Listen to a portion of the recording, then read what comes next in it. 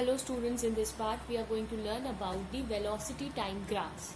So first case which we have to study here, in this case we are going to study the graph between the velocity and time. Why we are going to study all these graphs, as we have already discussed in the previous video also. So here we are going to see that what will be the case when we have a velocity and time. So obviously, if we are going to plot a graph between a velocity and a time, then naturally the time will come on x-axis and the velocity will come on the y-axis. Why it is so? Because the velocity is dependent on time, but the time is an independent quantity. So here we are talking about the uniform motion. We have considered that for a uniform motion, we have considered that suppose any object is moving with velocity v, okay, in a fixed direction. First condition is what? If it is moving in a velocity v in a fixed direction, then what will happen? We are going to notice that the graph which is for the uniform velocity, suppose this is my point origin O, and this is my velocity at which my body is moving or an object is moving. So we are going to find that the velocity time graph for a uniform motion will be parallel to the x-axis. If I am going to plot a graph, what I will get, let this time we called it T1 and this time we called it T2, and let me name this rectangle as A, B, C and D. If I need to find out that what will be the area under the velocity time graph, area under the velocity time graph,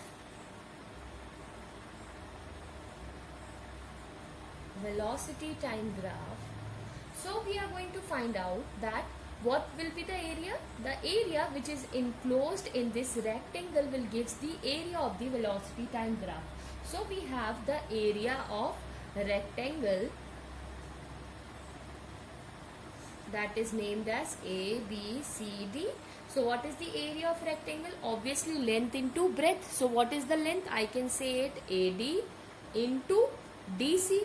If you will see what is DC, if I will see here what is my DC, DC is nothing but the time period. What will be the time period? That is your T2 minus of T1. And what is my AD? AD is clearly given. What is that? That is V. So we have here V into T2 minus of T1, right? So if you will see here, that is velocity into time. This is basically showing a time. So the velocity into time will gives us displacement. This will gives us what? It will gives us displacement.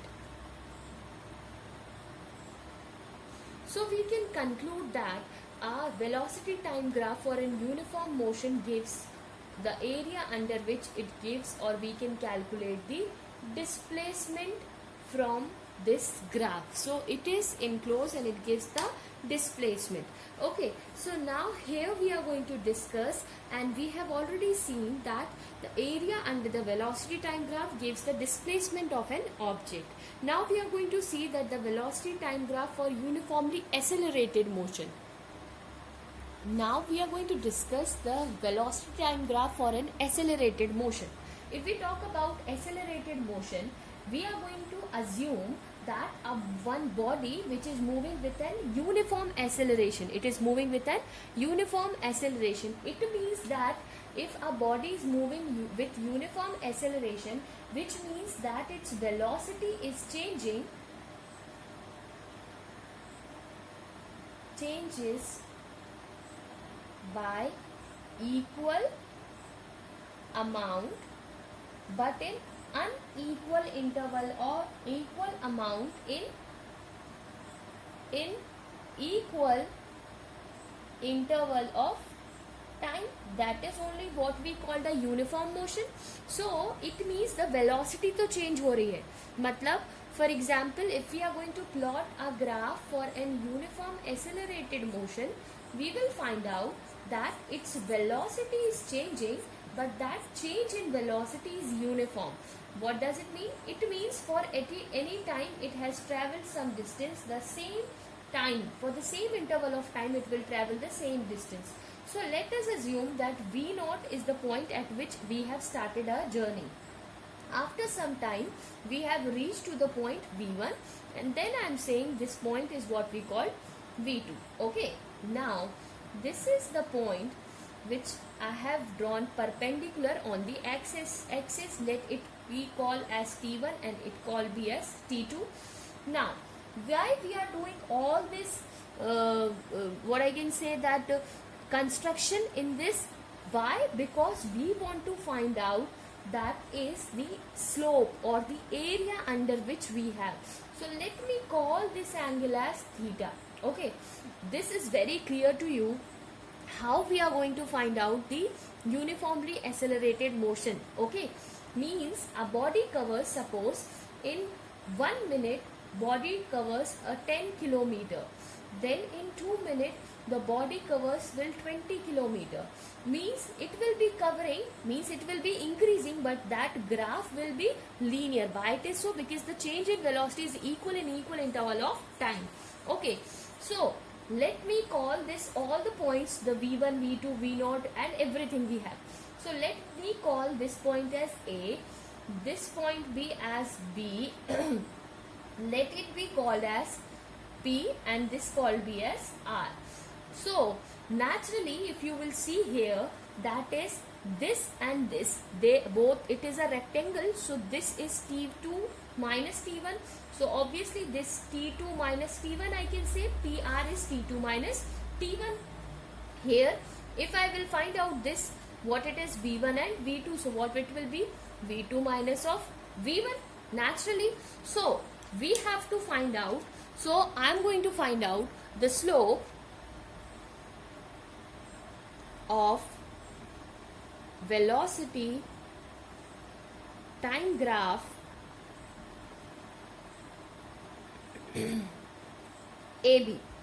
This slope of velocity time graph AB.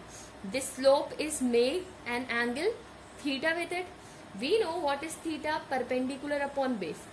From this figure you can tell me exactly which one is perpendicular, so you will say that is BR upon this is PR, right? So what is my BR value? BR is what? That is V2 minus of V1. What is the value of PR? That is T2 minus of T1. That is my tan of theta. So we can say here, see here that V2 minus V1 is change in velocity with respect to time.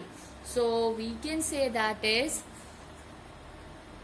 tan of theta will be what? Change in velocity with respect to time. It means what? It means it is showing the acceleration. The first one we have seen uniform, if any object is moving with uniform velocity gives us displacement. Anything which is moving with uniform acceleration gives us the acceleration. This we have concluded from the graph. Now the third graph which we are going to study, that what will be the distance covered as the under the velocity time graph. For example, we have considered any object which is moving in a straight line, okay, and that having a velocity v0 at some point, or we can say initially after some point at the time t equals to 0, and later on its velocity changes to v at time t. Now this uniform velocity is giving us the uniform acceleration. So we have assumed any object is moving with uniform acceleration. So let me call it at v0 because it has started with 0, and let me call it at t because it has traveled this distance, and let me call this velocity is v. Okay, so obviously this is my velocity and this is my time. So we need to find out the area under the velocity graph. Why we are calculating? That will help us to calculate its distance. Now, here it is very easy to understand. Area under the velocity time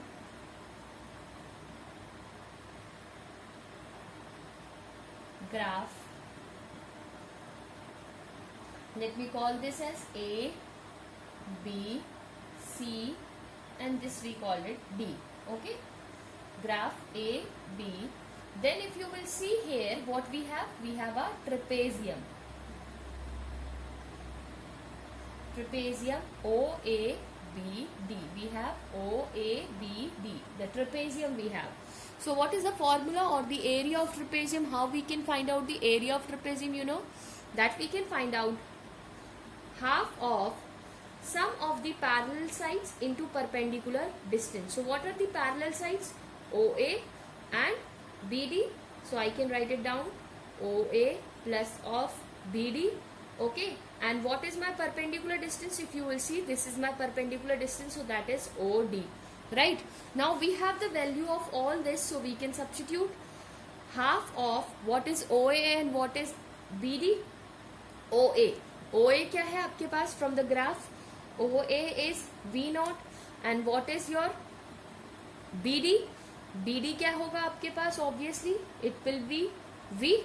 So we can substitute here V0 plus of V. And what is OD? OD is nothing but a time. So I can write down this as time. So here if you will see what this graph is giving us, it giving us that is the average velocity